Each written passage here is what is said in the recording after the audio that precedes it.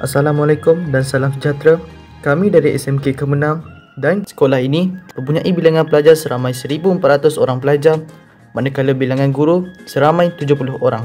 Masalah yang kami hadapi di sekolah kami ialah gangguan bekalan elektrik atau blackout yang berlaku dari semasa ke semasa. Keadaan ini menyebabkan pembelajaran terganggu terutama apabila kipas dan lampu tidak berfungsi. Jadi, kami tampil dengan satu idea, iaitu model loji jana kuasa hydro mini menggunakan air yang sedia ada di sekolah untuk menjana tenaga elektrik, khususnya semasa berlaku blackout. Konsep ini diilhamkan daripada loji jana kuasa hydro sebenar yang menggunakan tenaga kinetik air untuk menghasilkan tenaga elektrik.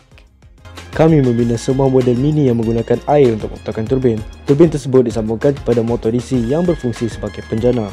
Apabila air mengalir dan turbin berpusing, tenaga elektrik akan dihasilkan dan boleh digunakan untuk menyalakan lampu LED.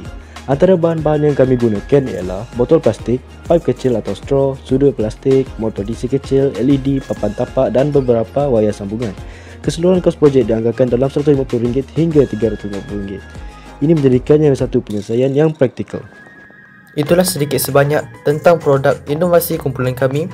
Kami berharap model ini boleh memberi manfaat dan menjadi satu alternatif untuk kegunaan semasa kecemasan di sekolah. Sekian sahaja daripada kami. Terima kasih kerana mendengar.